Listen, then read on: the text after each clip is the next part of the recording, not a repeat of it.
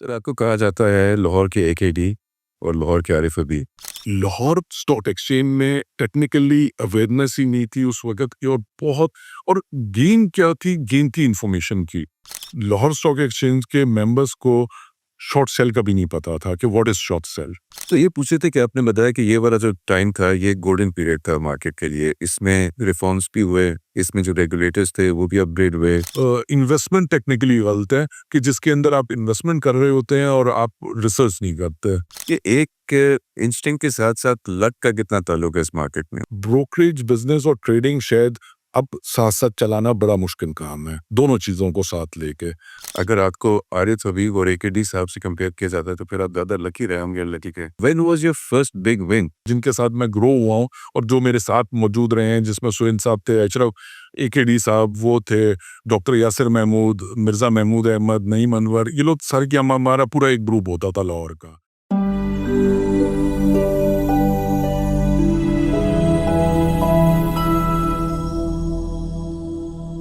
Adil Zafar Saab, former CEO Adil Zafar Securities, former member board of directors Lahore Stock Exchange, now chairman Sadiq House. Welcome to the podcast. Thank you. Sir आपको कहा जाता है लाहौर के एकेडी और लाहौर के आरिफ अबी आपकी market performance की वजह से, लेकिन हमेशा से आपकी स्टोरी नहीं है, तो थोड़ा उसकी बिगिनिंग के बारे में प्लीज बताइए।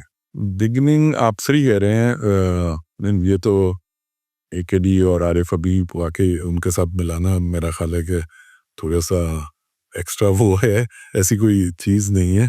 मगर बिगनिंग वाकई मेरी स्टॉक मार्केट से रिलेटेड या इसके ऊपर मेरा बैकग्राउंड कोई भी नहीं है स्टॉक मार्केट का। हाँ, मेरा ताल्लुक आपके चिन्योट बरादरी और उनसे है ज़रूर बिजनेस लेवल के ऊपर, क्योंकि लेकिन बिजनेस एक्यूमेन होना और मार्केट नॉलेज और एक्यूमेन होना बहुत हाँ रिजल्ट अब वो वही मैं उसी के ऊपर आ रहा था कि एक्चुअल वे में दैट वाज एन एक समझे एक हादसाती तौर पे आने वाला मार्केट के अंदर, वो कोई प्लान या कोई वो करके नहीं आया। क्या उम्र थी आपकी और क्या बैकग्राउंड था? मैं एक्चुअल वे में I was in Karachi. Technically मेरा जो बैकग्राउंड है वो बिजनेस फैमिली से है। मेरे दादा का बिजनेस थे लाहौर के अंदर डिफरेंट, और वो बट इन 77 उनकी डेथ के बाद एक डाउनफॉल आ गया हमारे सारे बिजनेसेस में। वी वेंट इन कराची, और कराची में एक्चुअल वे में मेरी जो स्कूलिंग और कॉलेज का टाइम था तो आई वाज इन कराची। बल्कि उस टाइम के ऊपर मैं जब मैंने स्कूलिंग ख़त्म हुई मेरी और मैं कॉलेज में गया तो I was doing a job also. तो मैंने फिर कॉलेज जो है वो इवनिंग चेंज कर लिया था अपना। तो एक यानी कि आप समझ लें कि एक ऐसे उसमें बैठे हुए एक महफ़िल में, तो वो मेरे एक वो थे, खालू थे, उन्होंने ज़िक्र किया मेरे दादा का टेक्निकली कि उनके पास स्टॉक एक्सचेंज की मेंबरशिप थी इन लाहौर और समथिंग लाइक दैट। वहाँ से वो एक पता चला कि वो उस वक़्त वो ही was the one of the समझे founding members also of Lahore stock exchange मेरे दादा। उन्होंने उस वक़्त एक मेंबरशिप भी ले ली थी, उनके डिफरेंट बिज़नेसेस और भी थे। तो उस टाइम के ऊपर वो चीज़ बेसिकली ट्रांसफ़र उनकी डेथ के बाद ट्रांसफ़र नहीं हुई और वो एक उसी में पड़ी रह गई। तो जब उन्होंने ज़िक्र किया तो वो मैंने वहाँ से पता करवाया वो कुछ सोर्सेज़ से, तो उन्होंने बोला कि उनकी membership basically that was in 1991। I was around 20 years. मेरे 1991 की मेरी डेट ऑफ बर्थ है। तो 19 साल हुआ थी। हाँ, 19-20 साल। तो मैंने वो वहाँ से लाहौर स्टॉक एक्सचेंज से वो पता करवाया कि मेंबरशिप दादा के नाम पे मौजूद है। मैं जॉब कर रहा था एक टायर फैक्ट्री में, सिम्प्लेक्स उसमें। तो आई जस्ट क्योंकि बिजनेस और उन वो थोड़ा सा उन दिनों में ये एप्लीकेशंस का काम शुरू हुआ था, नई एप्लीकेशंस आ रही थी स्टॉक मार्केट में, थोड़ी सी अवेयरनेस बेसिकली वो हुई थी नवाज शरीफ के दौरे हुकूमत। बेसिकली वो चेंज हो रहा था, पहले बेनज़ीर का आया फिर वो वाला आया, तो वो एक इकॉनमी ज़रा सी वो हो रही थी, तो एक इंटरेस्ट लोगों का डेवलप होना शुरू हुआ था। पहली बार पाकिस्तान की हिस्ट्री में ज़रा ये एक वो था कि स्टॉक मार्केट कोई चीज़ है। हम लोग भी थे, थोड़ा-थोड़ा 500-500 अप्लाई कर लेते थे बैंक में जाके और स्टॉक का वो एक वो था, बाकी और कोई नो नहीं थी। जब मेंबरशिप का पता चला तो मैंने बोला चलो इसका पता करता हूँ और वो फिर हमने कोशिश करके उसको बेसिकली वो कराया, सक्सेशन लिया, फैमिली की सपोर्ट से बेसिकली उसको कन्वर्ट कराया मेरे वालिद साहब के नाम के ऊपर, ज़फ़र सादिक शेख के नाम पे उनकी मेंबरशिप वो हुई। ऑपोजिशन बहुत थी घर पे भी, इधर-उधर भी कि यार ये काम जो है ना नहीं करो। एक्चुअल वे में ये बिज़नेस करना है, कोई डिफरेंट हो या जॉब कर लो या कोई चीज़ कर लो, वो ऑपोजिशन बड़ी थी उस चीज़ के अंदर। तो नुकसान बहुत हो जाता है, ये जो जुआ है इसमें तो हाँ, और ये एग्ज़ैक्टली और जो ये वो नहीं है, मेंबरशिप निकल आई है, इसका रेट है कोई 20-25 लाख रुपए रेट है एट दैट टाइम, तो इसको बेच दो, उसके साथ फिर कोई ना कोई बिज़नेस कर लो, इस तरह की सारी चीज़ थी एंड एट दैट टाइम वो जैसे बात हो रही थी तो आई वाज़ एन इंट्रोवर्ट। अच्छा, मैंने ज़िंदगी में कभी ज़िद नहीं की, कभी चीज़ों की मेरी नेचर में नहीं थी, बट पता नहीं any how something goes with luck also और समथिंग वो कि उस चीज़ के अंदर मुझे वो हुआ कि नहीं, I will go to Lahore, family Karachi थी, मैं जाके ना इस मेंबरशिप को एक्टिवेट करके काम करूँगा और मुझे कुछ नहीं पता था कि what is stock exchange, what is brokerage business, कैसे होता है सारा कुछ। एक समझ लें कि ब्लाइंड उसके अंदर मैंने दुनिया के अंदर कदम रख दिया। मैं आ गया लाहौर 1992 में, मेंबरशिप ट्रांसफ़र हुई और 92 एंड 92 सितंबर में और 93 में मैं लाहौर आ गया। एक बार भी पहले आ सारा जो फ़ॉर्मेलिटीज़ पूरी करने के लिए 1993 में मैं लाहौर। शुतक को सर ये इतना जो पैटर्न है वो इतना सक्सेसफुल तो नहीं होता। अगर आप बिल्कुल ब्लाइंडली स्टॉक मार्केट में स्टक कर जाएँ, तो फिर कुछ सक्सेस रेट के ज़्यादा चांसेस तो नहीं होते। एग्ज़ैक्टली फिर आगे आपका कैसे गेम? एग्ज़ैक्टली ऐसा ये आपने एकदम सही कहा। 1993 में जब मैं स्टॉक मार्केट में आया और अ, मैंने 93 में आप आ गए, हाँ, मैं 1993 ट्रेडिंग शुरू कर दिया। मैं मेंबरशिप ओपन है विच मैंने रूम ले लिया स्टॉक एक्सचेंज में ही और नहीं ट्रेडिंग नहीं शुरू की। अच्छा, आई डोंट मैं मुझे कुछ नहीं पता था ट्रेडिंग के बारे में। मैंने तो ब्रोकरेज हाउस ओपन किया, ठीक है, that was a brokerage house. अब मुझे था कि मैंने ब्रोकरेज करनी है, I want to do a brokerage business. थोड़ा थोड़ा काम शुरू हुआ, था क्योंकि पता ही नहीं था ये चीज़ों का, तो कुछ सीखने की कोशिश करनी शुरू कर दी उस प्रोसेस के अंदर। तो एज ए बिजनेस फैमिली से बिलोंग करता था, तो लिंक्स मौजूद थे। लेकिन फाइनेंशियल फॉर्मल फाइनेंशियल एजुकेशन आपकी नहीं थी। नहीं, नो वे मैं बता रहा हूँ, मैंने हाफ वे ग्रेजुएशन यानी कि तकरीबन छोड़ के प्रीमियर कॉलेज से मेरा लास्ट ईयर था, मैं वो छोड़ के आया था, जो लास्ट ईयर था वो भी मैंने कंप्लीट नहीं किया था, वो भी कंप्लीट नहीं किया था। और आपके सब्जेक्ट्स क्या थे जो आपने फाइनेंस बिजनेस है? वो उस वक़्त तो बेसिकली हम लोग वो कर रहे थे, मगर मैं क्योंकि जॉब कर रहा था, वो 2-3 साल कॉलेज के टाइम के ऊपर और इवनिंग क्लासेस ले रहा था, तो वो मेरी पढ़ाई की तरफ भी इतनी कोई तवज्जो नहीं थी। वो जैसे करते हैं वो एक यानी फॉर्मली कोशिश करके कि पास होना है, तो वो हो रहा था। समझ तो ब्रोकरेज हाउस स्ट्रगलिंग टाइम्स थे, फाइनेंशियली भी और सारी चीज़ के अंदर भी, यानी कि कोई इतना वो नहीं था कि बैकग्राउंड के पीछे बहुत पैसे हों और वो सारा कुछ हो, मगर ये था स्ट्रगलिंग टाइम्स के अंदर, ये एक मेंबरशिप ऐसे लग रहा था कि एक तरह का एक उम्मीद की किरण, चलो मैं काम इसमें से कर लूँगा।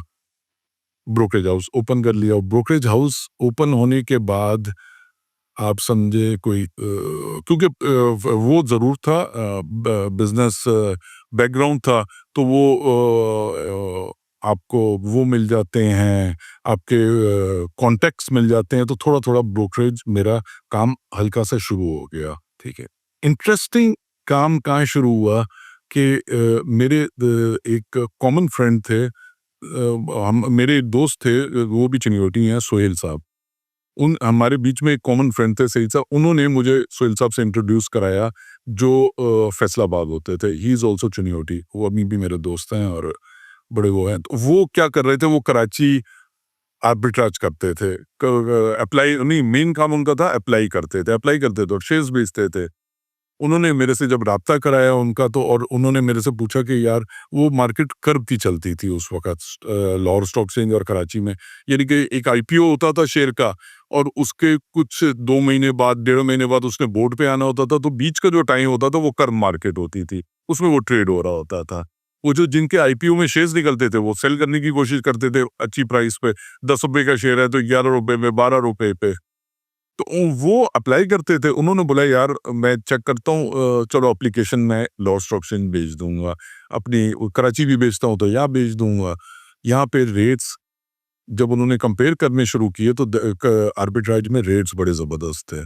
उन्होंने क्या किया, वो फैसलाबाद में बैठ के ना उन्होंने एक मिनी ब्रोकरेज हाउस खोल लिया। वो कराची से शेयर्स लेते और लाहौर बेचते मेरे थ्रू। काम मेरे थ्रू होता था।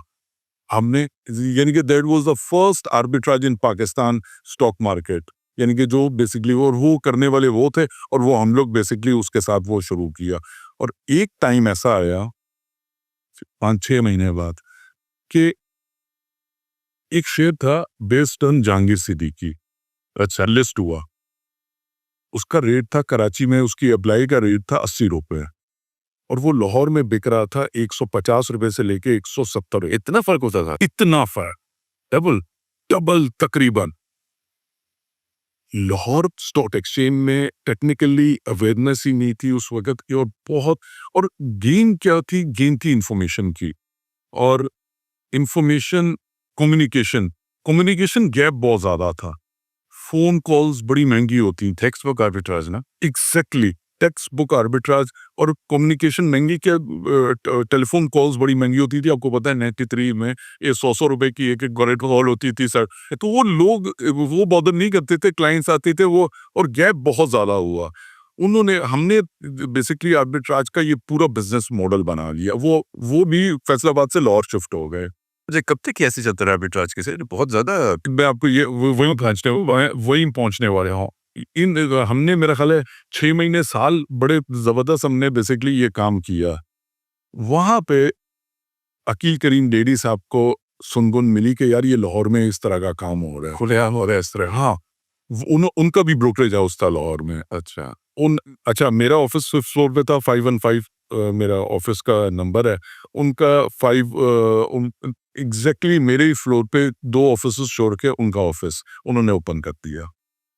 और हमारे यहाँ दोस्त हैं बहुत ज़बरदस्त, अशरफ हुसैन ईदी, वो पार्टनर थे अकील करीम डेडी के, वो आ गए वहाँ पे। हम लोग आर्बिट्राज कर रहे थे, मैं और सोहेल साहब बड़े मज़े से बैठे हुए हम लोग काम करते थे।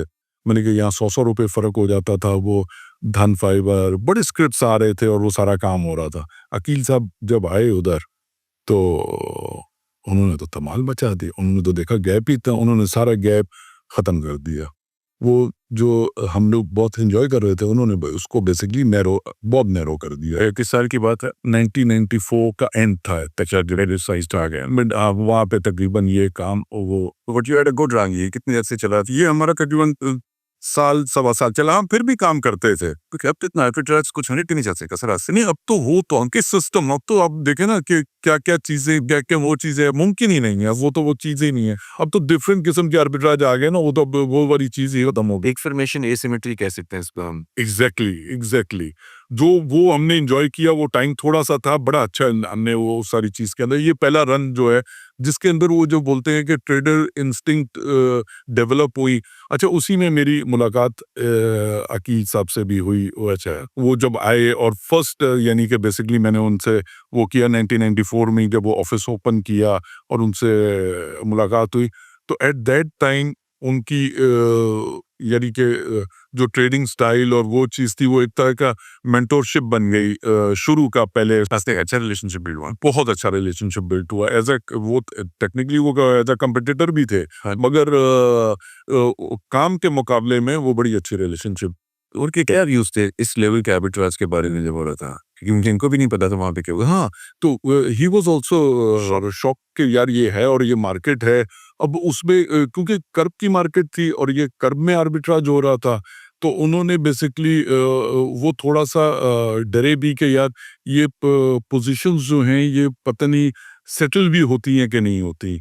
बड़ी पोजीशंस हो जाए या वो हो जाए, तो वो फिर क्या करते थे कि वो उन्होंने एक तरह का वो कर लिया, उन्होंने बोला कि चल हम मिल के कर लेते हैं, मैं तुम्हें शेयर्स दे दिया करूँगा, तुम अपना बेसिकली आर्बिट्राज कर लिया करो। हम 2 वो नहीं बनाते, एंटिटीज़ नहीं बनाते।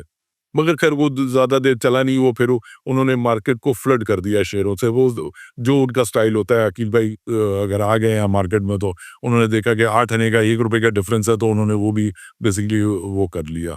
वो एक काम थोड़ा-सा वो हुआ, उसमें प्रॉब्लम्स भी आई।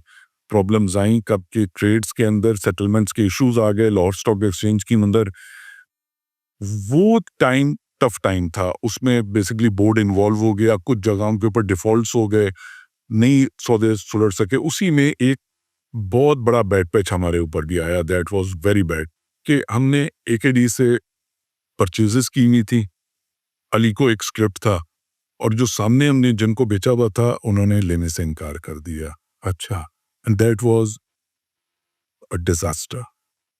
1995 का बिगनिंग था, वो शेयर्स हमने एकेडी से लिए हुए थे और वो हमारे लिए एक तरह का वो बन गया कि अब हम उसको बेसिकली सेटल किस तरीके से करें। वो काफ़ी डिफ़िकल्ट टाइम हुआ, मगर हमने अपने पूरे एक-एक सौदा ऑनर किया है टी कम्युनिटी को। वहाँ से हमारी रिलेशनशिप और टी के साथ भी बहुत ज़बरदस्त हो गया। टी भाई ने हमें फिर बाद में बहुत सपोर्ट, क्योंकि उनको पता चल गया था कि वो सौदे एक्चुअल वे में हमने तो आगे बेचे हुए थे, वो सेटल नहीं हुए। तो वो खैर हमने सेटल किए, मगर वो हमारा वही वाली बात है कि बैड पैच वहाँ शुरू एट दैट टाइम। वो जो आप बात करते हैं ना ट्रेडिंग, वहाँ पे फिर हम ट्रेडिंग इंस्टिंक्ट और वो ट्रेडिंग का काम थोड़ा-सा शुरू हुआ। अब 2 साल हो गए थे मार्केट्स को, वो मार्केट से मैच्योर थी, ट्रेडिंग कर की हो रही थी, तो वहाँ पे बेसिकली ये काम शुरू हुआ। ब्रोकरेज भी साथ-साथ बेसिकली हल्की-हल्की चल रही थी उस सारी चीज़ के अंदर। मगर वो टाइम ऐसा था कि हम 1993 पे पहुँच गए, जो जहाँ से बिगिनिंग की थी, क्योंकि बेसिकली जो आपने मेक किया था वो आप तो बेसिकली बना रहे होते हैं 8 आने, 4 आने, 1 रुपए आप बेसिकली वो कर रहे होते हैं, वो तो पूरे का पूरा स्क्रिप्ट ही आउट हो गया ना, तो वो बहुत बड़ा बैड पैच आ गया। लॉसेस आके इतने बड़े थे कि जो क्या फ़ायदा हुआ था वो सारा वाइप आउट हो गया। सारा वाइप आउट हुआ, बैक टू स्क्वायर वन। वहाँ पे फिर हमने बेसिकली रेडी मार्केट में आर्बिट्राज शुरू किया। अच्छा, रेडी मार्केट, जो कर्व से हम रेडी मार्केट में आ गए, जिसकी क्लियरिंग 1 हफ्ते की होती थी। लेकिन उसमें मार्जिन बहुत छोटे होते। उसमें मार्जिन छोटे होते थे उसमें, मगर वो जो थी, वो जो ट्रेनिंग और वो जो आर्बिट्राज थी, that was again the game of communication and information, access to information. उसमें हमारे जो ट्रेडर्स और भी यानी कि मेरे साथ थे। जो मुझे समझ में आया तब तक आपके इतनी लर्निंग हो गई और इतने नेटवर्क बन गया, इतने आपके कॉन्टैक्ट्स बन चुके थे that you had access to ready access to information. Exactly, वो तो जो पैसे थे वो तो तकरीबन नुकसान में निकल गए। इंस्टिंक्ट का भी तो ताल्लुक होता है ना कि बहुत सारे लोगों के पास नेटवर्क्स होते हैं, उनका वो हिस्सा होते हैं, लेकिन they don't know where to look for what sort of information. काबिल राशि एग्जैक्टली, ये आपका इंस्टिंक्ट वहाँ पे होना नहीं शुरू हो गई। ये हो गई कि ये एक्चुअल वे में ये काम चल सकता है और ये काम इस तरीके से बेसिकली वो हो सकता है।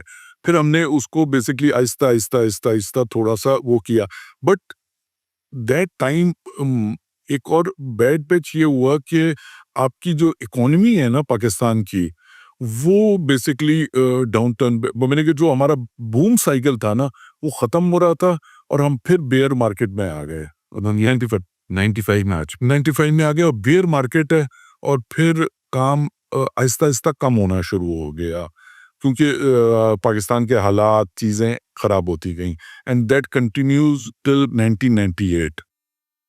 ये डिफिकल्ट टाइम चला 1998 तक, जब बेसिकली आपने धमाके किए, तरह पे सैंक्शंस लग गई, मार्केट वो हो गई, मगर वो जैसे आप बोलते हैं ना, वो ट्रेडर इंस्टिंक्ट हमारी इतनी डेवलप हो चुकी थी और ट्रेडिंग स्किल्स के अंदर कि हम सरवाइव कर रहे थे मार्केट के अंदर दोनों तरफ, यानी कि ट्रेडिंग करके।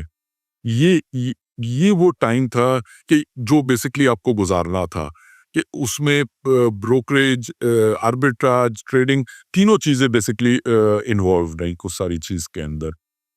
बूम एंड बस्ट साइकिल वो 3 साल के अंदर बड़े ऊपर नीचे होते रहे, बैड पैचेस आते रहे। 2 बहुत बड़े वाक़यात भी हुए जो लाहौर स्टॉक एक्सचेंज के लिए बड़े वो थे कि लाहौर स्टॉक एक्सचेंज के मेंबर्स को शॉर्ट सेल का भी नहीं पता था कि व्हाट इज शॉर्ट सेल, क्या होता है। वो सिर्फ जानते थे बाइंग करना। हमें भी कम पता है। हाँ, अभी भी थोड़ा सा वो नहीं है क्योंकि वो market basically technically Karachi based है, तो वो होता है। मगर वो मज़ेदार आपको बात बता रहा हूँ, एक स्क्रिप्ट था हाइनो, नया लिस्ट हुआ, तो एक एग्जांपल दे रहा हूँ उसके समझने के। 1 करोड़ शेयर उन्होंने कंपनी ने ऑफर की है, आईपीओ आ गया 1 crore share. Lahore stock exchange में एक उन्हीं के मेंबर थे और उनकी कराची भी ब्रोकरेज हाउस था, उन्होंने बाई करना शुरू किया। तो लाहौर स्टॉक एक्सचेंज के मेंबर्स ने, आप समझ लें 1 करोड़ शेयर थे, तो उन्होंने 1 करोड़ 20 लाख शेयर शॉर्ट कर दिए। उस बंदे के पास जो बेसिकली बाई कर रहा था उसके पास 1 करोड़ 20 लाख शेयर आ गए। वो तो बोले ऐसी की तैसी, मैं तो रेट ही कुछ कर दूंगा। ये बड़ा बैड पैच आया वहां पे।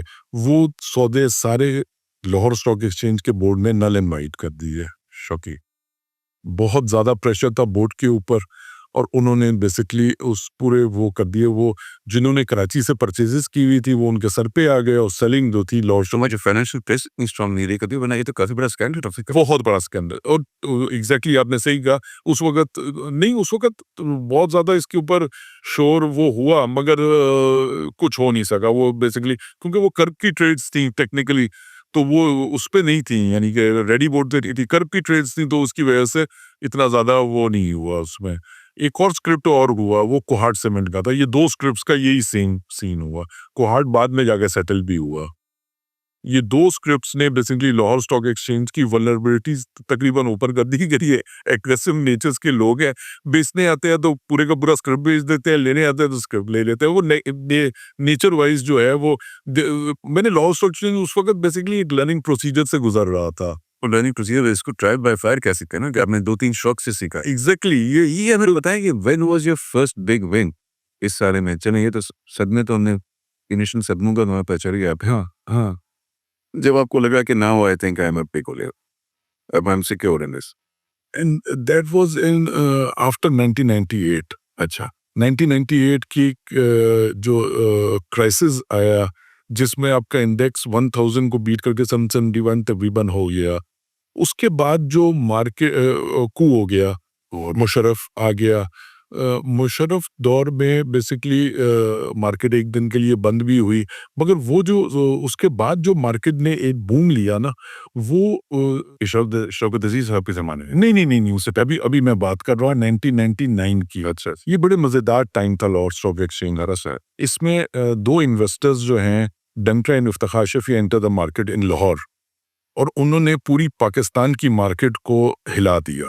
एंड दैट वाज, यानी कि वो सिंगल हैंडेडली वो मार्केट को 1999 में 2000 में वो बेसिकली एक बेयर साइकिल से बूम साइकिल में लेके चले गए। एंड दैट वाज, मैंने कहा वो फर्स्ट उसके वो था लाहौर स्टॉक एक्सचेंज का वो होना। जबकि उसके बाद 2000 में वो एक प्राइसेस भी डेवलप हो गया लाहौर स्टॉक एक्सचेंज का, बहुत बड़ा किला। रेड मार्केट में बूम कैसे लेकर आए? मैंने वो उन्होंने जब ये दौर मुशर्रफ का शुरू हुआ ना, तो वो they entered into the market with lot of cash, और उन्होंने मार्केट के अंदर वही काम किया। वो जैसे मैं आपको बोल रहा हूँ कि उन्होंने स्क्रिप्ट्स बहुत ज़्यादा, आदमजी इंश्योरेंस, पीओपी, ये इस तरह के स्क्रिप्ट्स बेसिकली कॉर्नर करने शुरू किया और काफ़ी शेयर्स लेके चले गए उसके मार्केट के। उसमें ये वो दौर था कि जिसमें कराची वाले शॉर्ट सेल में फंस गए। अच्छा, एट दैट टाइम ये भी हमारी मार्केट की, और मैंने कहा खैर ओवरऑल वर्ल्ड ओवर ये होता है कि मार्केट्स में जब शॉर्ट सेलर फंसते हैं तो रूल्स चेंज हो जाते हैं, रूल्स चेंज हो जाते हैं उनके लिए, और वो हुए। वो जब उनको कराची से बेसिकली निकलने के बाद वो पता चला, वो एक बड़ी ज़बरदस्त रिपोर्ट है राशिद सादिक की, वो 2000 क्राइसिस जिसकी मैं बात कर रहा हूँ, वो 2000 क्राइसिस में बेसिकली बनाई गई कि किस तरीके से वो चेंजेस करके, रूल्स चेंज करके बेसिकली वो एक क्राइसिस डेवलप हुआ और वो एक क्राइसिस आया। मगर at that time in 1999 to 2000 March, that was the golden period. वो टाइम ऐसा था हमारा कि जिसमें हमने, आपका भी गोल्डन पीरियड। हाँ गोल्डन पीरियड, हम लाहौर से काम कर रहे थे, वी वर इन्वॉल्व्ड, मैंने ब्रोकरेज भी बहुत अच्छी थी, काम भी बहुत अच्छा, यानी कि ट्रेडिंग में हमने पैसे भी बहुत बनाए, वो बहुत तो अच्छा। उसमें आपका ट्रेडिंग स्टाइल भी डेवलप हुआ होगा। जी, आपका किस किस्म का ट्रेडिंग स्टाइल था? आप किस किस्म के टाइम होराइजन को देखते थे? आपका क्या तरीका था मार्केट में स्क्रिप्ट्स को जज करने का, कंपनीज को रेट करने का, रिसर्च करने का? अच्छा, देखिए उस वक़्त एक्चुअली में मार्केट के अंदर इतना ज़्यादा रिसर्च बेस्ड काम नहीं होता था। मार्केट इतनी मैच्योर टेक्निकली नहीं थी। कुछ स्क्रिप्ट्स में ट्रेडिंग पॉइंट ऑफ व्यू से बहुत ज़्यादा वॉल्यूम होता था, जिसमें पीटीसी, हप्को इस टाइप के कुछ शेयर्स थे जो बेसिकली न्यूज़ बेस्ड शेयर्स थे। तो वो जो ट्रेडिंग उस वक़्त होती थी वो टोटली इन्फॉर्मेशन बेस्ड होती थी। तो वो उसके अंदर बेसिकली आप वो ट्रेनिंग कर सकते थे। तो हम हमारी जो वो जो हुई बेसिकली एक तरह की जर्नी उस सारी चीज़ के अंदर हुई, वो हुई उसी से ट्रेडिंग स्क्रिप्ट्स के अंदर इन्फॉर्मेशन बेस्ड ट्रेडिंग करके। ये हमारी मार्केट की वो इनिशियल वो जो कहते हैं ना, जो टीथिंग पेन्स होते हैं, जब इंफॉर्मेशन ड्राइव्स द मार्केट, तो फिर बहुत ज़्यादा अनस्क्रूपुलस एलिमेंट्स आके इनसाइडर ट्रेडिंग भी बहुत होनी शुरू हो जाती है। तो इस किस्म के मसाइल हमारी मार्केट में है। जी, जी, वो तो आप हर जगह देखिए वो हैं। वो आप आज भी बोलें कि बहुत बेहतर हो गए हैं, बहुत ज़्यादा ट्रांसपेरेंट हो गई है मार्केट, मगर एलिमिनेट नहीं हो सकती वो दुनिया के अंदर कहीं पे भी। आज भी मौजूद है। आज भी आप अच्छी डेवलप मार्केट्स में भी आपको ये चीज़ें मिलेगी, अंडर डेवलप मार्केट में भी मिलेंगी। सो मार्केट मैनिपुलेशंस भी हैं, उसमें बेसिकली इनसाइडर ट्रेडिंग्स भी हैं, उसमें बहुत सी चीज़ें हैं। बहुत बेहतरी आ चुकी है अब, बहुत बेहतरी आ चुकी है। मगर वो टाइम ऐसे था कि वो मेरा ख़्याल है कि कुछ तो ऐसी चीज़ें थी कि जो बेसिकली आपको उन टाइम्स के अंदर वो गलत ही नहीं, समझी ही नहीं गलत जाती थी, बल्कि मेरा ख्याल है कि रेगुलेटर भी उसको बेसिकली गलत उस हिसाब से नहीं देखता था। तो वो इन्फॉर्मेशन जो फ्लो करती थी मार्केट के अंदर, उसके अंदर काम हो रहा होता था, ट्रेडिंग हो रही होती थी। जिसमें मैंने आपको बोला ना कि टेक्निकली जब आप बेयर मार्केट में उसमें फँस जाएँ शॉर्ट सेल्स में, तो रूल्स चेंज हो जाते हैं, जिसमें आपके रेगुलेटर भी इन्वॉल्व होते हैं, स्टॉक एक्सचेंजेस भी इन्वॉल्व होती हैं, तो वो बेसिकली उनको सपोर्ट करने के लिए होती हैं। तो ये होता है, ये हर जगह होता है ये। तो ये उस वक़्त यही 1999 और 2000, मगर उस क्राइसिस के अंदर प्रॉब्लम ये हुई कि उसके बाद एक बहुत बेहतरी की चीज़ हुई कि रिफॉर्म्स शुरू हो गए। फ्रॉम सीएलए, उस वक़्त सीएलए होती थी मुशर्रफ दौर में, फिर वो एससीसीपी चेंज हुई और फिर एक रेगुलेटर ज़रा ज़्यादा विजिलेंट हो गया, रिफॉर्म्स होने शुरू हो गए मार्केट के, और इकोनॉमी भी 2002 के बाद इकोनॉमी ने भी एक बूम साइकिल का वो पकड़ लिया, जो बेसिकली सपोर्ट किया उसको बेसिकली। अब इससे ये भी बताइएगा कि कितना, क्योंकि इसमें भी बहुत ज़्यादा स्प्लिट ओपिनियन है, कितना लिंक होता है मार्केट परफॉर्मेंस में और इकोनॉमी की परफॉर्मेंस में, आपके नज़रिए? देखें, मेरा ख़्याल है बहुत बड़ा रोल है। इकोनॉमी अगर आपकी अच्छी परफ़ॉर्म कर रही है, मैंने मैं आपको सिंपल बताऊँगा, पाकिस्तान की उसमें ना बूम एंड बस्ट साइकिल जो है ना इकोनॉमी के, अगर आप उसको बेसिकली केयरफुली वॉच करेंगे ना, तो आपको स्टॉक मार्केट में भी वैसे ही बूम एंड बस्ट साइकिल मिलेंगे। एग्ज़ैक्टली वैसे ही मिलेंगे कि इकोनॉमी ने बूम पकड़ा 1993 रिफॉर्म्स के ऊपर, आप देखेंगे मार्केट ने भी बेसिकली एक वो किया। फिर जब ये थोड़ा-सा इकोनॉमी सैंक्शंस लगनी शुरू हुई और वो होना शुरू हुआ, तो मार्केट बेयर में चली गई। 1999 में, 1998 में जब आपने धमाके किए आपके ऊपर, दुनिया जहाँ की सैंक्शंस लग गई, आप तो डिफ़ॉल्ट तकरीबन डिफ़ॉल्ट हो गए। अब से डिफ़ॉल्ट की बातें चल रही हैं। वही वो 1998 में अब तो डिफ़ॉल्ट हो गए थे, तो उसमें अगर आप देखेंगे तो वो वही हुआ। स्टॉक मार्केट की 1000 का बेस था ना, वो भी तोड़ गई ना, 771 हो गया। बेयर मार्केट यानी कि बेसिकली मंदी हो गई उस सारी चीज़ के अंदर। सारी इन्वेस्टमेंट बेसिकली निकल गई। फिर जब रिफॉर्म शुरू हुए मार्केट के अंदर, थोड़ा-थोड़ा पैसा आना शुरू हुआ, चीज़ें इकोनॉमी थोड़ी बेहतर होनी शुरू हुई, तो देखिएगा मार्केट ने परफ़ॉर्म करना शुरू किया। 2001 तक, जब तक अफ़गानिस्तान वॉर नहीं हुई थी, मार्केट और इकोनॉमी दोनों एक ही लेवल के ऊपर चल रहे थे। जिस दिन वो वॉर हुई और हम बेसिकली एलाय बने अमेरिका के, और वहाँ से डॉलर्स आने शुरू हुए और इकोनॉमी में पेनिट्रेशन शुरू हुई। आप देखें स्टॉक मार्केट का 2002 से लेकर 2007 तक का गोल्डन पीरियड है। हमारा भी अगर आप जो सबसे जो आप इनिशियल बात कर रहे थे कि वहाँ वो दैट वाज 98 से 2000 का वो था, मगर 2002 से 2007 तक का जो पीरियड था, हमारी हिस्ट्री का, स्टॉक मार्केट की हिस्ट्री का, we have the best time. बस उस ज़माने में आपने बताया कि रिफॉर्म्स भी हुए, जब आपने बताया कि रेगुलेटर भी स्ट्रॉन्ग हुआ, आपने बताया कि मार्केट में मैच्योरिटी भी आई आई और उस ज़माने में प्रॉफिट्स भी अच्छे हुए फ्रॉम मार्केट। इस वक्त आपकी कुछ अप्रोच चेंज हुई from information based trading to more fundamental trading या टेक्निकल बेस्ड ट्रेडिंग आपकी भी? जी, वो एक्चुअल वे में देखें, वो जैसे अब मैंने आपको बताया कि बैकग्राउंड नहीं था, कोई ऐसी स्टडीज़ नहीं थी, कुछ नहीं था, तो वो क्यों? और इस किस्म के बैकग्राउंड में कितने लोग थे मार्केट में उस वक़्त, जिनका कोई बैकग्राउंड नहीं था और उनको अच्छा, मैं आपको इंटरेस्टिंग बात बताऊँ, कराची के अंदर ना, कराची स्टॉक मार्केट के अंदर आपको बहुत ऐसे एग्ज़ाम्पल्स मिलेंगी। तो ये पूछ रहे थे कि आपने बताया कि ये वाला जो टाइम था, ये गोल्डन पीरियड था मार्केट के लिए। इसमें रिफॉर्म्स भी हुए, इसमें जो रेगुलेटर्स थे, वो भी अपग्रेड हुए, इसमें मार्केट में सीरियस पार्टिसिपेंट्स भी आए।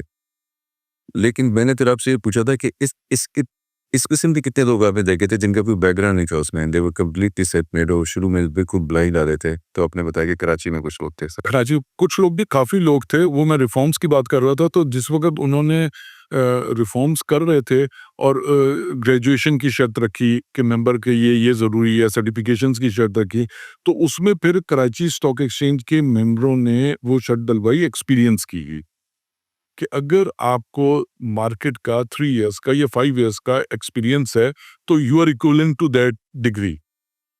अच्छा, जी, उसने हुई। मैंने कहा ग्रेजुएशन, अच्छा, अच्छा, अच्छा नहीं। कि अगर 5 साल आपने भी एक ब्रोकरेज हाउस चलाया है, तो और आप ग्रेजुएट नहीं हो, तो you are eligible for membership. Very progressive thinking. तो ये एग्ज़ैक्टली मैं वो बोल रहा था, वो वजह ये थी कि वो जो आप बता रहे थे ना, फाइनेंशियल बैकग्राउंड से बेसिकली कितने लोग विदाउट फाइनेंशियल बैकग्राउंड आ गए ना, यानी कि वो सब, तो इसमें काफ़ी लोग इस तरीके थे कराची के अंदर। और वो जो वो वाली बात है, उसमें सक्सेस रेशो भी है और फेलियर्स भी होते हैं टेक्निकली। मेरा ख़्याल है फेलियर ज़्यादा होते हैं स्टॉक मार्केट में, और उसकी बेसिक वजह जो है वो है मैंने कि आप वो नहीं वो वजह ही फाइनेंशियल बैकग्राउंड नहीं होना है, यानी कि बेसिकली आप मार्केट को एज अ ट्रेडिंग इंस्ट्रूमेंट इस्तेमाल करना शुरू कर देते हैं। आप बहुत अच्छा काम कर रहे हैं किसी अपने बिजनेस के अंदर, उसके अंदर आपको सारी इंफॉर्मेशन है, सारी चीज़ें मौजूद है, आप बहुत अच्छा काम कर रहे हैं। आप स्टॉक मार्केट में आते हैं ना, उसी इंस्टेंट से जब आप वो ट्रेड करते हैं ना, तो आपको नुकसान हो जाता है। आप बोलते हैं मुझे नुकसान हो गया। प्रॉपर्टी में मैं काम करता हूँ, ठीक हो जाता है। प्रॉपर्टी लेता हूँ तो वो ठीक हो जाती है स्टॉक मार्केट में। वो वजह ये है कि वो आपकी रिसर्च नहीं होती। आप प्रॉपर्टी लेने जाते हैं या आप अपने काम में जब इन्वॉल्व होते हैं, जो भी आप काम कर रहे हो, उसके अंदर आपकी रिसर्च बड़ी बड़ी ज़बरदस्त होती है, आपकी उस आप निटी-ग्रिटीज़ को बेसिकली उसमें से पकड़ लेते हैं। यहाँ पे आप आके शेयर लेते हैं ना, तो आप सीधा पहुँच जाते हैं ब्रोकर के पास या किसी एक्स वाई ज़ेड के पास। आपको, यार मुझे बताओ ये ले लूँ, अच्छा वो ले तो लिया आपने, उसके कहने के ऊपर दैट इज़ कॉल्ड टिप। या टिप दे दो मुझे, वो टिप है। अब वो टिप दे दी, अब उसने किस नीयत से, किस तरीके से टिप दी है, वो आपको नहीं पता। उसने फंडामेंटल पे दी है, टेक्निकल पे दी है, उसने इन्फॉर्मेशन पे दी है, उसने आपको बोल दिया, आपने ब्लाइंड फेथ करके वो शेयर ले लिया। अब वो टेक्निकल आपको पता ही नहीं है कि इसमें से एग्ज़िट मैंने कब लेना है, कितने अरसे के लिए लेना है, क्या करना है, कोई स्टडी नहीं है। तो वो आप जब ज़्यादातर लोग इस तरह का काम करते हैं, फिर वो जब नुकसान होता है, तो वो ब्लेम करते हैं मार्केट। वो टेक्निकली मार्केट गलत नहीं है। वो स्टाइल या वो ट्रेडिंग स्टाइल बेसिकली गलत है, या वो इन्वेस्टमेंट टेक्निकली गलत है कि जिसके अंदर आप इन्वेस्टमेंट कर रहे होते हैं और आप रिसर्च नहीं करते। तो इस टाइम में क्या आपने अपने आप को रीइन्वेंट किया या अपग्रेड किया? ये जो पहले आप इंफॉर्मेशन बेस्ड ट्रेडिंग कर रहे थे, फिर आपने अपना तरीका मार्केट रिसर्च करने का उसको बदला, फंडामेंटल की तरफ आए, टेक्निकल की तरफ आए, क्या किया था? बहुत बहुत चेंज हुआ, यानी इस 33 इयर्स में बड़े टाइम है। मैं टेक्निकल की बात करूँगा कि बिफोर 2008 अ, म मैं बोलता था ये टेक्निकल्स कुछ भी नहीं है, कोई ऐसी चीज़ नहीं है टेक्निकली, और ये पता नहीं किस तरह की लकीरें बना रहे होते हैं और ये किस तरीके से प्रेडिक्ट कर रहे होते हैं। I don't believe in it. मेरा वो चेंज हुआ। फंडामेंटल्स के ऊपर बहुत ज़्यादा फ़र्क पड़ा कि भाई अगर आपने मैच्योर मार्केट में काम करना है, मार्केट अगर प्रोग्रेसिव उसमें है और इकॉनमी बूम कर रही है, तो आपने किस तरीके से उसको बेसिकली वो करना है। वो 90s वाली चीज़ें बेसिकली बहुत चेंज हुई, यानी कि ट्रेडिंग स्टाइल में भी वो भी, मगर जो इंस्टिंक्ट है ना वो वही है। उसमें इंफॉर्मेशन एडअप हुई, चीज़ें एडअप हो गई, यानी ट्रेडिंग अगर हो रही थी पहले ट्रेडिंग पर्सपेक्टिव से, इंस्टिंक्ट से, इंफॉर्मेशन से, तो उसमें टेक्निकल फंडामेंटल चीज़ें एडअप हो गई, मगर स्टाइल जो है वो वही रहा और वो वही है, आज भी वही है। इंस्टिंक्ट के बारे में आपसे 2 सवाल पूछना चाहता हूँ। ये एक इंस्टिंक्ट के साथ-साथ लक का कितना ताल्लुक है इस मार्केट में, उसकी वजह है। और दूसरा सवाल ये है कि आप अपने मार्केट में एंट्री एग्ज़िट को टाइम किस तरह करते हैं? सिर्फ़ इंस्टिंक्ट पे या कोई और चीज़ें देखते हैं? एक बहुत मशहूर मिसाल है कि जब अमेरिका में .com बबल आया हुआ था, लेट 90s में 2000 तक, तो कुछ एनालिस्ट्स ने कहा था कि ये बहुत बेकाबू बबल बन चुका है, ये बड़े ज़ोर से बर्स्ट करेगा, जो कि उनकी बात सही थी। और उन्होंने शॉर्ट पोज़ीशंस लेने की, और उसके बाद उस शॉर्ट पोज़ीशन लेने के बाद कोई ज़्यादा दिन मार्केट राइज़ नहीं की, कोई 2 ढाई महीने राइज़ की, कोई 40-50 दिन राइज़ की, और उसके बाद मार्केट बहुत ज़ोर की सैवेज उसमें ड्रॉप आया।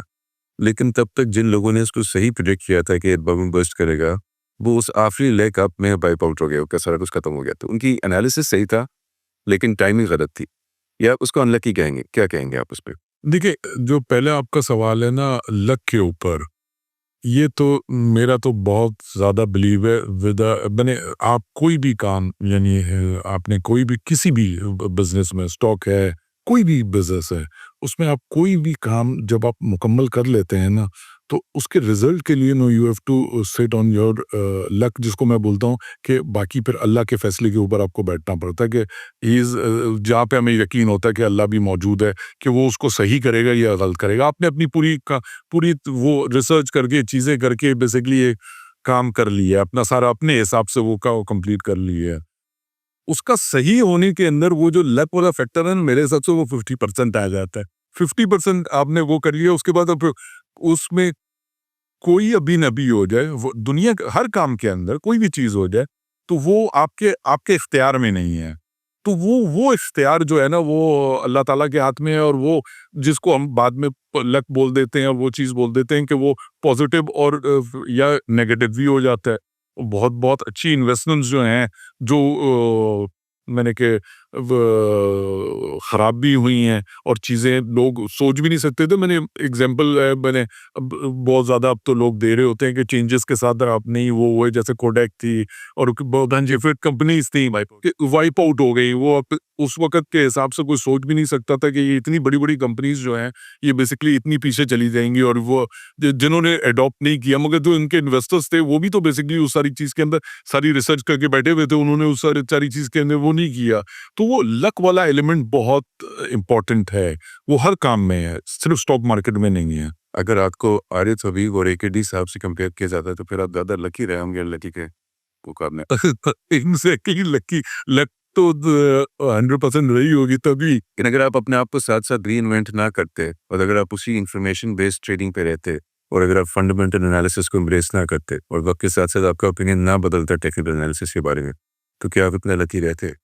नहीं, ये भी बहुत ज़रूरी है कि आपको बेसिकली उन सारी वो चीज़ अलग है, वो तो हर चीज़ के बाद एक चीज़ मौजूद है, लक का आंसर जो मैं बोल रहा हूँ, उसको आप उस तरीके से बेसिकली वो नहीं करते, मगर उस सारी चीज़ों के अंदर आपको वक्त के साथ चेंज तो आपको करना पड़ता है। इसमें एक और चेंज मैंने बेसिकली किया कि मैंने डाइवर्सिफाई भी किया इस बिजनेस से, ब्रोकरेज बिजनेस से ठीक है। मैंने डाइवर्सिफाई भी किया। मैंने अपना जो ब्रोकरेज हाउस था, वो 2001-4 में अजीज सिक्योरिटीज मैंने बंद कर दिया। फिर क्योंकि मैं फील कर रहा था कि ब्रोकरेज बिजनेस और ट्रेडिंग शायद अब साथ साथ चलाना बड़ा मुश्किल काम है, दोनों चीज़ों को साथ लेके। और उसकी क्या वजह से? उसमें लगे थे, उसमें बहुत बड़ी वजह ये होती है कि ब्रोकरेज बिजनेस जब आप कर रहे होते हो, तो उसमें जो क्लाइंट्स को अपने सर्विसेज देनी होती है, और अब जब अपनी ट्रेडिंग भी कर रहे होते हो, तो आप बेसिकली इंसाफ नहीं कर सकते। ब्रोकरेज बिजनेस के अंदर आपको क्लाइंट्स को फुल टाइम बेसिकली अपनी सर्विसेज देनी होती हैं उस सारी चीज़ के अंदर। इन्वेस्टमेंट डिफरेंट चीज़ है, आप इन्वेस्टमेंट कर सकते हो, मगर अगर आप खुद ट्रेडिंग कर रहे हो तो वो फिर ब्रोकरेज बिजनेस के लिए भी बेसिकली नुकसानदेह होता है। तो वो मैंने रियलाइज़ कर लिया, तो मैंने एक्चुअल वे में 2004 में ब्रोकरेज हाउस ही बंद कर दिया। एक खुद ट्रेडिंग करते रहे। हाँ, मैं ट्रेडिंग करता रहा। ट्रेडिंग में मैं रहा और में ट्रेडिंग, इन्वेस्टमेंट्स चीज़ें वो मैं सब कुछ करता रहा। डाइवर्सिफिकेशन पर एक और हम आखिरी सवाल पूछें, इसका कुछ ताल्लुक लक के साथ है। बहुत सारे मार्केट कमेंटेटर्स ये कहते हैं कि काफ़ी कुछ चीज़ें आप सीख सकते हैं, जिनमें से द नीड टू डाइवर्सिफाई है, पोर्टफोलियो बनाना वगैरह, ट्रेडिंग कैसे करना है, फंडामेंटल्स कैसे करना है, टेक्निकल एनालिसिस कैसे करना है। लेकिन एक और चीज़ है जो आप नहीं सीख सकते, और जो सक्सेसफुल ट्रेडर्स होते हैं उनमें कोई एक नेट क्वालिटी होती है for understanding the market, reading the market. Some people call it luck, लेकिन सम पीपल, और ये कई मार्केट कमेंटेटर्स ने, बहुत बड़े-बड़े ट्रेडर्स ने बार-बार कहा है कि एक कोई स्पेशल एक there is some innate quality about extraordinary traders, कि वो the ability to read the market better than other people got. तो आप इसमें बिलीव करते हैं? जी, एग्ज़ैक्टली क्या ये डेवलप होती है वक्त के साथ-साथ, इंस्टिंक्ट के साथ-साथ, या ये this is something you are born with? नहीं, ये डेवलप होती है। ये मार्केट रीडिंग और मार्केट का जो ये फिनोमेना जो आपने कहा है ना, ये एक्चुअल वे में ये डेवलप होती है। मगर मैं आपको एक बात बताऊँ, जितनी अब डेवलप मार्केट्स में ना, आप टेक्निकल देखा जाए ना, वहाँ पे ट्रेडर्स की लाइफ बहुत कम होती है। यानी दैट इज़ 5 टू 8 इयर्स, जो आज भी बेसिकली जहाँ पे वो ट्रेड कर रहे होते हैं, अब तो वो टाइम आ गया है जहाँ पे बाय सेल साइड अलग होती है, सेल साइड अलग होती है। मगर इतनी वोलेटाइल मार्केट्स होती है, इतनी वोलेटिलिटी होती है कि वो ट्रेडर्स यानी कि फैसला, क्योंकि अपनी स्प्लिट ऑफ सेकंड में करना होता है उस सारी चीज़ों के अंदर, जो भी आपने फैसला करना होता है, तो वो आपका जो इंस्टिंक्ट होती है, या जो वो एक्चुअल वे में रिफ्लेक्शंस आपके स्लो होने शुरू हो जाते हैं। वो डेवलप भी हो रहे होते हैं, मगर वो स्लो भी होने शुरू हो जाते हैं। आप सीख के बेसिकली चेंज हो रहे होते हो। आप मुझे कहेंगे कि मैं आज 2004 या 5 की तरह ट्रेड कर लूँ, मैं नहीं कर सकता, नामुमकिन है। मेरे इंस्टिंक्ट या मेरे रिफ्लेक्शंस ही चेंज हो गए हैं अब। मुझे वो चीज़ जो समझ आती थी स्प्लिट ऑफ अ सेकंड में, मुझे अब टाइम लगता है समझ आने में। वो ये एजिंग और चीज़ों के साथ, और ये ट्रेडिंग की एक बहुत नेगेटिविटी है। ट्रेडर्स की ये बहुत बड़ी चीज़ होती है कि ये उनको इन चीज़ों के साथ, इसीलिए वो लोग क्या करते हैं कि वो डेवलप मार्केट में वो उनको बेसिकली चेंज करते रहते हैं, वो चेंज होते रहते हैं। 5 इयर्स, रोटे 8 इयर्स में वो नहीं होता कि वो खत्म हो जाते हैं, यानी कि वो उस तरह की उस चीज़ के अंदर वो नहीं होते। तो मैं तो मल्टीपल चीज़ों में तो वो इन्वॉल्व था, यानी कि बेसिकली ब्रोकरेज में भी था, आर्बिट्राज में भी था, और ट्रेडिंग में भी था। तो वहाँ पे हमने सिर्फ ये फैसला किया कि बेसिकली अब ब्रोकरेज हाउस को आउट कर दिया। मैं ब्रोकरेज बिजनेस से नहीं निकला।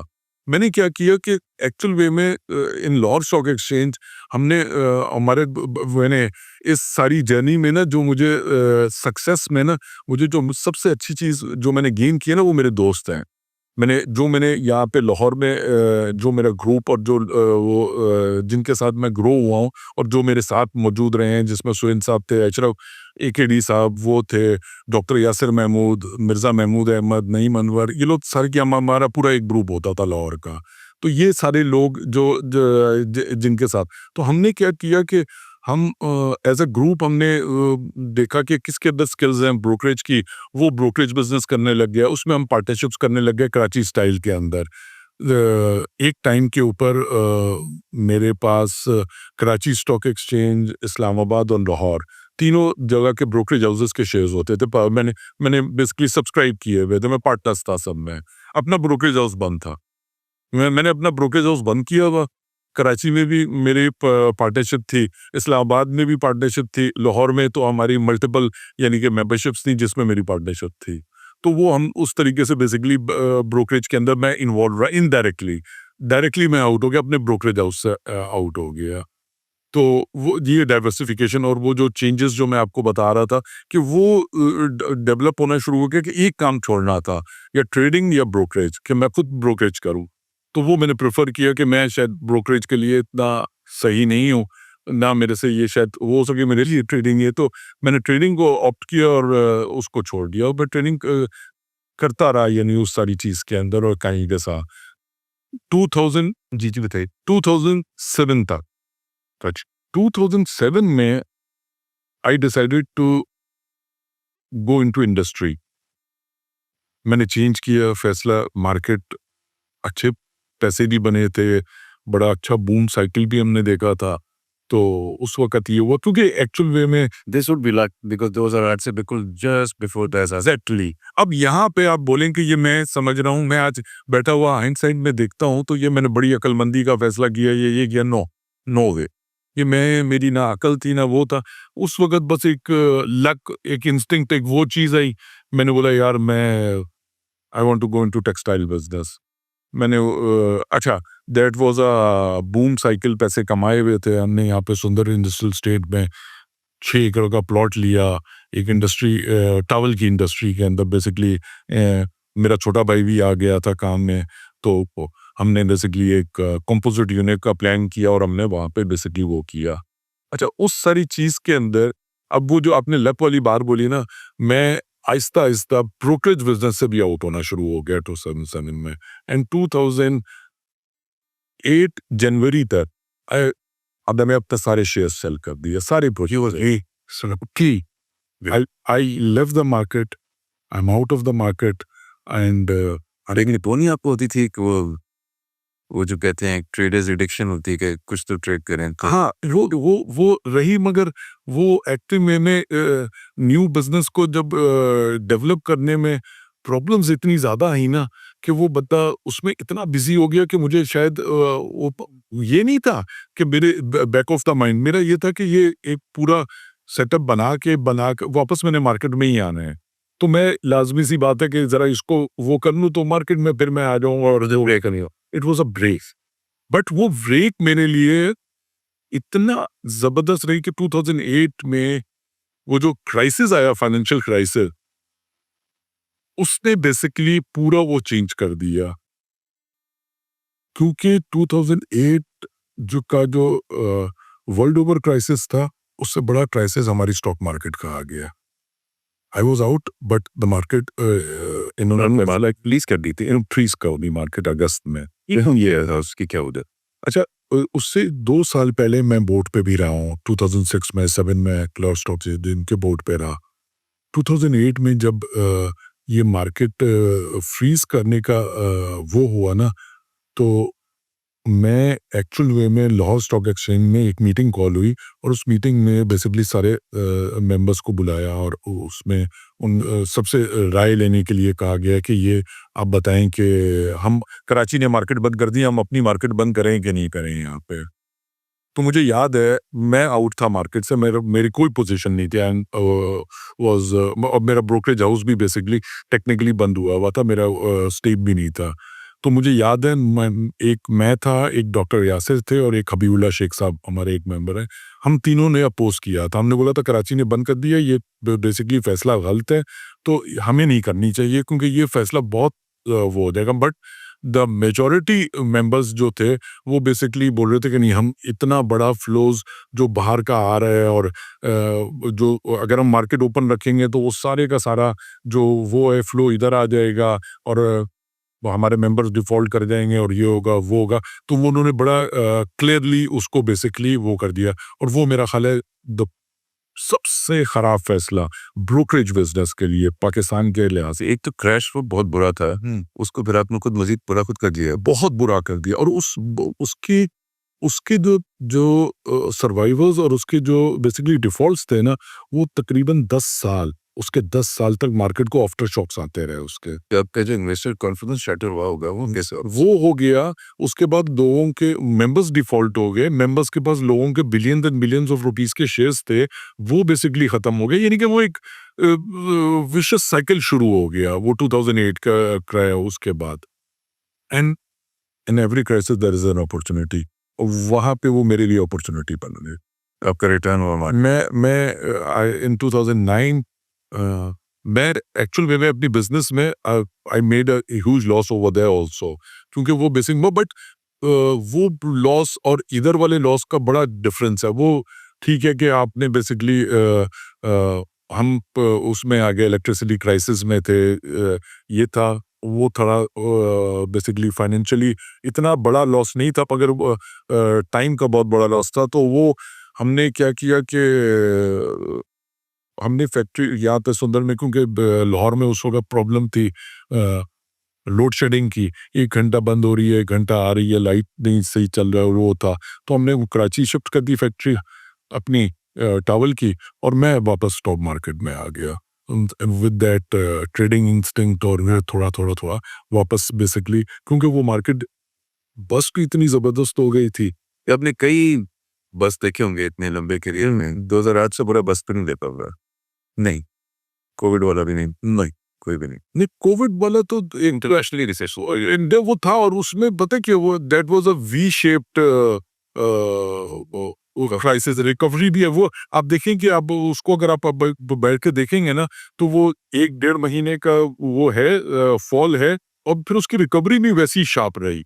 2008 के क्राइसिस से मैंने आपको बताया कि पुली जो हम 10 साल तक उसके वो भुगतते रहे aftershocks. 2013 was good enough, market बेहतर होनी शुरू हो गई। 2013 एंड 2016-17 बहुत अच्छे साल रहे, और बहुत ज़बरदस्त उसमें बेसिकली, क्योंकि वही बड़ी बात आपने जैसे पहले की थी कि अब मार्केट और इकोनॉमी में बेसिकली पैसे आने शुरू हुए, भले लोन के थे, भले जहाँ से भी थे, पैसे आए, डॉलर्स आए, मार्केट ने बेसिकली उसको वेलकम किया, और मार्केट ने अपने नए हाई लगाए। 53,000 इंडेक्स हुआ, और अल्टीमेटली आपने बेसिकली एक बहुत बड़ा मैंने $100 बिलियन की मार्केट कैपिटलाइजेशन हुई, और वो सब उसी दौर के अंदर हुआ। हम फ्रंटियर मार्केट से वापस इमर्जिंग मार्केट में चले गए।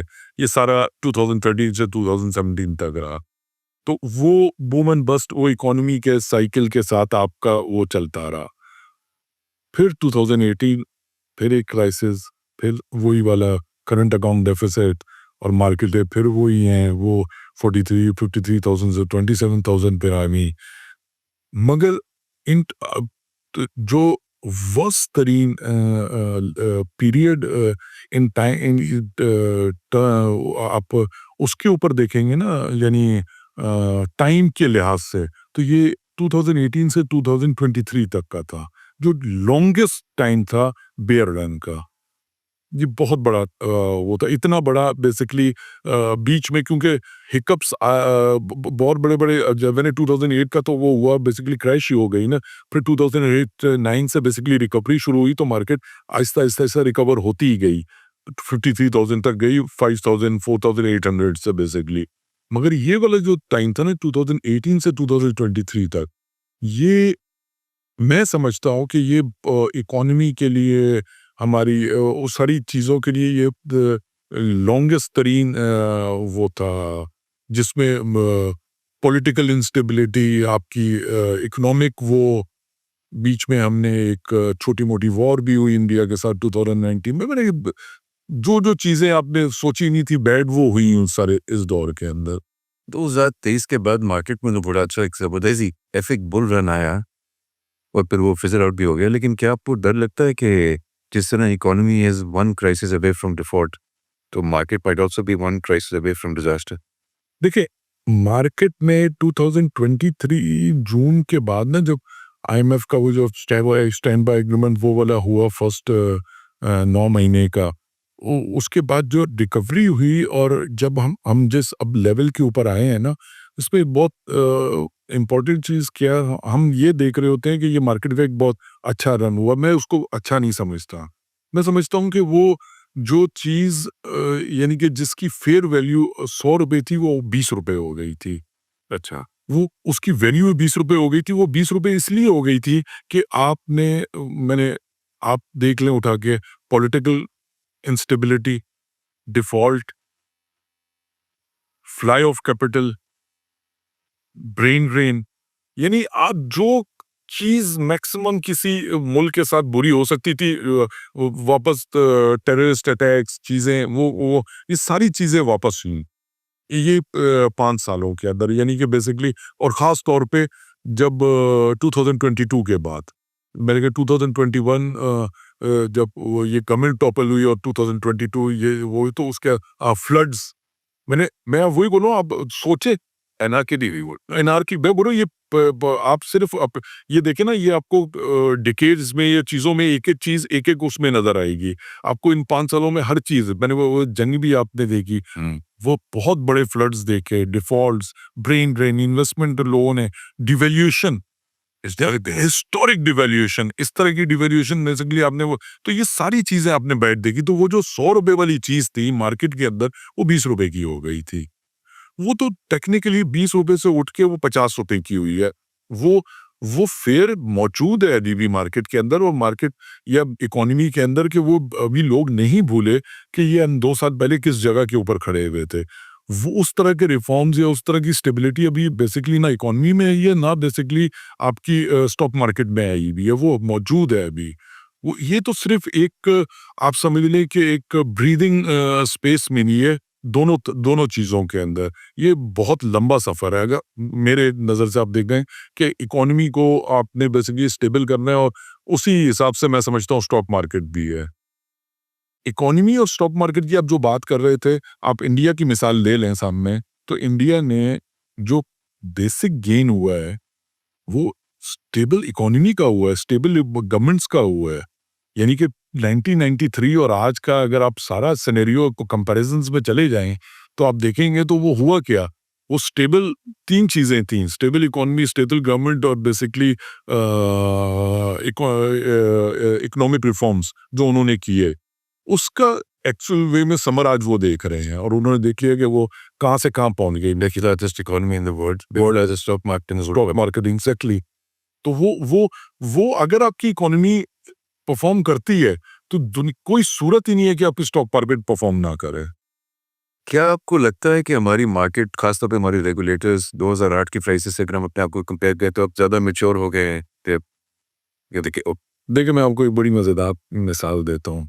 इंडिया में ना एक केस हुआ था, हर्षद मेहता केस, बड़ा मशहूर, बिग बुल के नाम से उसकी मूवी भी आई हुई है। 1993 में बेसिकली उसका एक क्राइसिस हुआ मार्केट के अंदर, स्टॉक मार्केट के अंदर। वो जो केस है ना, वो केस स्टडी है उनकी स्टॉक मार्केट के रिफॉर्म्स के लिए और उन्होंने किए उस सारी चीज़ के अंदर, जिसके अंदर वो जो आप बात कर रहे थे मार्केट मैनिपुलेशंस भी हैं, इनसाइडर ट्रेडिंग भी हैं, चीज़ें सब जगह दुनिया में होती है। ये कोई ऐसी चीज़ नहीं है, मैच्योर होती है मार्केटें बेसिकली उन सारी चीज़ों से सीख के बेसिकली वो बनती हैं। उन्होंने उन्होंने उसका उसको सज़ा भी दी, उसका वो भी किया और उसके बाद रिफॉर्म्स भी किए और वही उसके फ्रूट्स वो लोग आज खा रहे हैं। हमारे यहाँ उस तरह के रिफॉर्म्स या उस तरह की अकाउंटेबिलिटी नहीं हुई मार्केट के अंदर, किसी भी जगह नहीं। रिफॉर्म्स हुए, बहुत बहुत अच्छी चीज़ें हुई हैं, बहुत बेहतर उसके ऊपर हम चले गए हैं, मगर हम अभी भी लैग करते हैं। अच्छा, कुछ जगहों के ऊपर तो हमने ओवर रिफॉर्म्स भी कर लिए, ओवर रेगुलेट भी किया हमने मार्केट को। ये भी हुआ है हमारी मार्केट के साथ कि आप अ, पाकिस्तान स्टॉक मार्केट में काम कर रहे हैं, आसपास की पूरी इकोनॉमी जो है वो बेसिकली चल रही है ब्लैक मनी के ऊपर और वो एक डिफरेंट वर्ल्ड है और ये एक डिफरेंट वर्ल्ड है। इसमें टैक्सेशन, इसमें चीज़ें, इसमें रेगुलेशंस ऐसे हैं कि जैसे आप सब काम कर रहे हैं किसी डेवलप मार्केट में। अकाउंट ओपनिंग इतना कितना वो है और सीवीटी कलेक्शन है एकदम टू द पॉइंट, आपका पैसे कट जाते हैं, चीज़ें हो जाती हैं, ट्रांसपेरेंट सारी चीज़ें हो गई। बाकी इकोनॉमी जो है वो आप प्रॉपर्टी ले लें, गोल्ड ले लें, डॉलर ले लें, उसके अंदर कोई रिफॉर्म्स ही नहीं हुए। वो क्या हुआ, उसका भी फॉल बैक हमारी मार्केट के ऊपर के इन्वेस्टर बेसिकली जिनका माइंडसेट ही इस टाइप की चीज़ के अंदर हो, तो वो क्यों आए रेगुलेशंस के अंदर? हमें ज़रूरत ही नहीं है, हम प्रॉपर्टी ले लेंगे, हम गोल्ड ले लेंगे। तो ये चीज़ें दी हुई हमारे साथ स्टॉक मार्केट के अंदर कि हमें लेवल प्लेइंग फील्ड ही नहीं मिली, ओवर रेगुलेट भी हुई। मगर दूसरी तरफ उस सारी चीज़ों के अंदर कि मार्केट के कुछ चीज़ें ऐसी हैं कि अब मैं अगर ये ऑन एयर बोलूँगा तो कुछ चीज़ें लोग उसके खिलाफ भी हो जाते हैं कि कुछ ब्रोकर्स ने भी मार्केट को इस तरीके से रखा कि वो अपना हाथ छोड़ना नहीं चाहते देते थे। वो यार ये मार्केट हमने नहीं छोड़नी। डिम्यूचुअलाइजेशन के बाद भी मैं बोल रहा हूँ, अभी भी मैंने हमारा बदला सिस्टम क्राइसिस के 2008 का क्या था एक्चुअल वे में तो इसलिए था ना कि लिवरेज अमाउंट इतनी बड़ी हो गई थी कि अगर मार्केट खोलेंगे तो वो अल्टीमेटली सारा डिफॉल्ट हो जाएगा और पूरा क्लियरिंग हाउस बस्ट हो जाएगा। रेगुलेशंस तो उस वक्त भी मौजूद थी, अगर होता है तो हो जाए, ठीक है। ये शेयर्स जो हैं ये बेसिकली जिसने बदला खाया हुआ है, यानी कि जो प्रोवाइडर है उसको चले जाएंगे, उनको प्रोटेक्ट करने के लिए बेसिकली मार्केट बंद करनी पड़ गई। तो ये चीज़ें होती हैं। आप आपको ये लगता है कि हमारे यहाँ हमारे जो मार्केट में पुराने प्लेयर्स हैं, ये मैं अक्सर ब्रोकरेज लोगों से पूछता हूँ, वो रिलक्टेंट टू चेंज हैं। मतलब जो फंडामेंटल एनालिस्ट हैं, वो बिल्कुल उनमें से बहुत सारे टेक्निकल एनालिसिस को अप्रिशिएट नहीं करते और सीखना भी नहीं चाहते और इसको बिल्कुल रिजेक्ट कर देते हैं। अब तो दुनिया बहुत बदल रही है। अब आर्टिफिशियल इंटेलिजेंस का वक्त आ रहा है, टाइम आ रहा है। अब क्वांट्स आ रहे हैं, क्वांटिटेटिव फाइनेंस आ रही है बीच में, बहुत ज़्यादा मैथमेटिक्स आ रहा है बीच में, बहुत ज़्यादा साइंस, डेटा साइंस आ रहा है बीच में। चीज़ है, तो क्यों है ये रिलक्टेंस टू चेंज? यानी कि दुनिया तो भागती है चेंज की तरफ, एम्ब्रेस करती है उसको। मेरा ख्याल है कि मैं अब समझता हूँ कि जो अब हमारी नई जनरेशन आ रही है ना, नई जनरेशन जो बेसिकली इस सारी चीज़ के अंदर, वो इतनी ज़्यादा रिलक्टेंस टू चेंज नहीं है। हाँ, आप अब बात करेंगे हमारे पुराने उनकी तो वो है, वो रहेगी और वो बहुत मुश्किल है। वो आप एआई की बात कर रहे हैं, मुझे नहीं पता एआई क्या है, मुझे डर लगता है। मैं देखता हूँ चीज़ें, समझने की कोशिश करता हूँ तो मुझे डर लगता है इंटरेस्टिंग, मगर डर लगता है कि यार ये कैसे होगा, ये क्या चीज़ होगी, ये सारी चीज़ें रिप्लेस कर देगी, कैसे चीज़ें होंगी? तो ये चीज़ मौजूद है। सीखने की कोशिश करो आस-पास से, और जो लोग मेरे साथ सीख रहे हैं, वो मुझसे उम्र में आधी उम्र मुझसे भी कम है, और जो वो ज़बान यूज़ करते हैं, मुझे समझ में नहीं आता। एग्ज़ैक्टली। तो जो नई नस्ल की आपने बात की, इससे हम अपने आखिरी एक आधे सवाल की तरफ आएँगे, जो 2 सवालों का मिला के एक सवाल है। नंबर 1 ये कि जो नई नस्ल है, आपने बताया बहुत डिफरेंट है, बहुत डिफरेंट माइंडसेट से आ रही है, बहुत डिफरेंट इसकी अप्रोच है। मार्केट भी अब डिफरेंट मार्केट है 90 से। तो सबसे पहली बात तो ये कि इस नस्ल को आप क्या एडवाइस देंगे? Specifically with regard to the market. Instinct कैसे डेवलप करें? और दूसरी बात ये, पुराना ज़माने का सवाल, हर किसी ने ये सवाल पूछा, काफ़ी लोगों ने इसको जवाब देने की कोशिश की, लेकिन इस पे अभी तक कोई वर्डिक्ट नहीं है। Can the market B beaten और नॉट? आप क्योंकि एक सेल्फ मेड आदमी हैं, आप एक ऐसे बैकग्राउंड से आए थे जिस तरह के मार्केट में नहीं होते हैं। वो तो पता नहीं कौन-कौन से पापड़ बेल के आते हैं यहाँ पे कि हम ऐसे कर लेंगे, लेकिन नहीं बीट कर सकते। लेकिन आपकी परफॉर्मेंस बहुत अच्छी रही। आपको ऐसे लेवल्स मिले जिसके लिए लोग काफ़ी कुछ, मतलब काफ़ी तरसते हैं। तो आपका इसमें क्या है? Advice to the young generation and the age old question, can the market be beat? पहला क्वेश्चन था यानी जैसे देखिए मेन तो वो लोग यही सवाल पूछेंगे आपसे कि क्या मार्केट को बीट किया जा सकता है? हाँ, वो उसका मैं बाद में जवाब देता हूँ। पहला वाला जो था ना कि यंग जनरेशन के लिए कि देखिए जिस तरीके से अब मार्केट के अंदर जो नेक्स्ट जनरेशन आ रही है ना, वो पुराने तरीके से नहीं आ रही। वो जो पहले मैं जैसे आपको बोलता था ना कि लेमैन तरीके से लोग आ जाते थे, फैमिली बिज़नेसेस के अंदर वो हो जाता था। अब नई जनरेशन जो आ रही है, वो वाक़ई ही पढ़ लिख के चीज़ें बेसिकली फाइनेंशियल एजुकेशन के अंदर डिग्रीज लेके चीज़ें चेंज वो करके वो आ रही हैं, क्योंकि उनको पता है वो ज़माना अब वो वैसा नहीं चल सकता, वो वाला उनकी उनके लिए एडवाइस जो है ना कि ये जो सक्सेस स्टोरीज के पीछे ये समझ लेना कि ये इस तरीके से हो जाता है, ये कोई हो नहीं है ट्रेडिंग के अंदर। मैं आपको क्लियर बात बताता हूँ कि अगर कोई ये समझता है कि मैं सिर्फ ट्रेडिंग करके बेसिकली वो मार्केट को बीट कर लूंगा या वो कर लूंगा, तो it is a zero sum game. दीवाने का ख़्याल।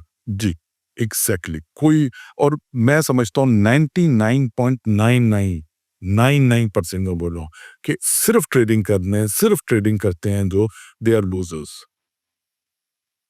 मुमकिन ही नहीं है कि they can beat the market, they can earn money, ये सारी चीजें, ये एक कॉम्बिनेशंस हैं चीजों की। आपकी क्या एडवाइस है? मेरी एडवाइस ये है कि बेसिक चीजों बल्कि जो आजकल के दौर के अंदर जो चीजें आ गई हैं उनको अडॉप्ट करके, और फंडामेंटल्स को कभी भी पीछे नहीं छोड़ना। फंडामेंटल्स एट द एंड जो जो रहेंगे ना, जो मार्केट के अंदर भी मौजूद रहेंगे और जो आपको बेसिकली प्रोटेक्ट भी करेंगे, वो फंडामेंटल्स हैं।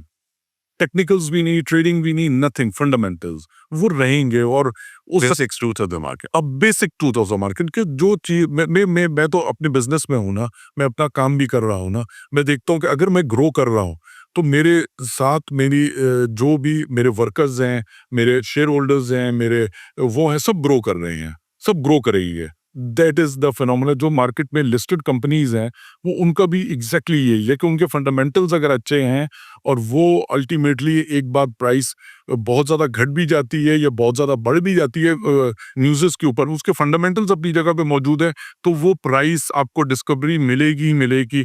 चाहे उसमें टाइम पीरियड का अमल दखल तो थोड़ा हो सकता है, बाकी और कोई चीज़ हाँ, उसको आप बेसिकली कैच करने की कोशिश करेंगे तो आप नहीं कर सकते। That will be a disaster. किसी के लिए भी मेरी एडवाइस नहीं होगी कि वो basically trading point of view से बेसिकली मार्केट को एंटर करे और मार्केट में ट्रेडिंग करे। ये तो क्लियर हुआ है। Can the market B beaten जो है ना, ये एक बड़ा मजेदार सवाल है। आप ये सोच के कभी भी मार्केट में एंटर नहीं हो कि आपने मार्केट को बीट करना है। हाँ, उसके बाद आप एट द एंड जाके देखें शायद आपने बीट कर लिया हो। कुछ लोगों ने शायद किया है। नहीं, मैं आप मेरी बात नहीं समझे। मैं असल ये कह रहा हूँ कि आप कभी भी ये सोच के मार्केट में एंटर ना हो कि मैंने मार्केट को बीट करना है, क्योंकि मार्केट जो है वो at the end of the day हम ये बोलते हैं मार्केट सबसे ज्यादा जिसको बोलते हैं सयानी, यानी कि वो है Market knows best. Market knows best, वो है। तो वो आप हाँ, उसके बाद आप अपनी इंस्टिंक्ट फंडामेंटल टेक्निकल जो भी चीजें हैं ऐसी डेवलप कर लें कि शायद फिर आप बेसिकली बीट कर सकते हैं मार्केट को। मगर अगर आप इस तरीके से आप स्टॉक मार्केट पाकिस्तान की $50 बिलियन की मार्केट है इस वक्त, ये हो गई थी मेरा ख्याल है $20 बिलियन की। आप वो सोचेंगे कि मेरे पास $1 बिलियन है, एग्जांपल दे रहा हूँ, जब 20 बिलियन की थी कि I can beat the market, और आप इस तुरमखानी में ये पैसे लेके मार्केट के अंदर आए और आप बोले कि मैं बीट कर लूंगा, तो वो भी नहीं हो सकता। मैं आपको जेन्युइन बात बता रहा हूँ। At the end of the day he will be a loser. और ये हमने देखा है, ये हमने देखा है ऐसे बहुत बड़े बड़े लोगों को मैंने अपनी 33 इयर्स हिस्ट्री के अंदर कि वो इसी तरीके से मार्केट में एंटर हुए और उन्होंने बोला कि हम मार्केट को बीट करेंगे, मार्केट ने उनको बीट कर दिया। हाँ, जो आप अपना वो रखें, कूल रखें और इस तरीके से एंटर हो कि आपने बेसिकली ये नहीं सोचें कि मैंने मार्केट को बीट करना है। हाँ, ओके, मैंने अपनी वो पूरी करनी है। हो सकता है कि at the end of the day आप बीट कर रहे हो मार्केट को। अजीत साहब, आपका इतना यूनिक केस है, एक आपका बैकग्राउंड को देखते हुए और आपके अचीवमेंट्स को देखते हुए, कि मुझे आपके उसके बारे में एक मार्क ट्वेन की कहावत याद आई। I wouldn't trust my memory with it, तो मैंने लिख ली है। Truth is stranger than fiction, but it is because fiction is obliged to stick to possibilities. Truth is not. Thank you so much for coming to podcast sir. हम इंशाल्लाह आपको दोबारा फिर बुलाएंगे। बहुत शुभ, बहुत टेस्ट। Thank you.